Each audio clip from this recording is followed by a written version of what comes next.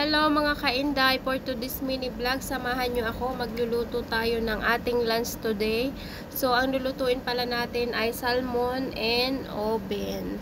So, after kong mahugasan yung ating salmon guys, ay imamarinate muna natin siya bago lutuin. So, imamarinate natin siya ng 50 minutes kasi wala na akong oras para imarinate siya ng 1 hour kasi late na ako nakabili ng isda. So, nabili ko yung isda ay mga 10:30 na.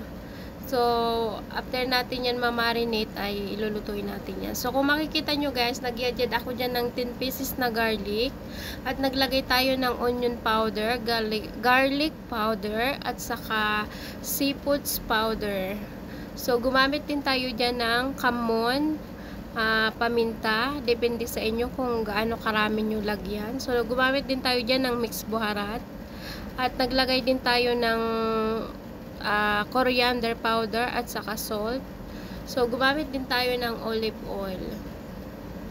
So, yung time na yan, nakalimutan kong mayroon pa pala akong ingredient na hindi na ilagay. Ayan nga yung lemon. So, niyadyaran ko din siya ng balat ng lemon. So, ayan, after natin mayadyad yung balat ng lemon, ay piniga natin yung lemon na 2 peraso. So, ganyan kadami yung gusto ng amo ko. Gusto niya medyo maasim-asim yung isda. So, kaya ang dami ko nilagay 2 lemon. So, after natin yan mailagay lemon, ay hahaluin lang natin siya at ating ilalagay sa ref. So, ayan, tinanggal ko pala dyan yung mga buto niyan. So, ang kapartner niyang lulutuin natin guys, pag ako nagluto ng isda, ang kapartner niyan ay white rice at saka salata. So, ayan, nung after nga natin mahalo-halo na yung ating mga buharat, ay ilalagay na natin siya sa ref ng 15 minutes.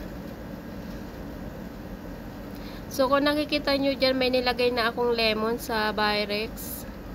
Atin yung paglulutuan ng ating salmon.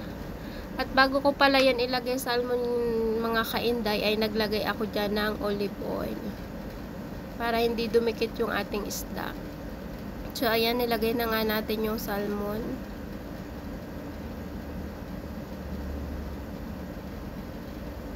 Ayan, after natin mailagay yung salmon, naglagay tayo dyan ng rosemary.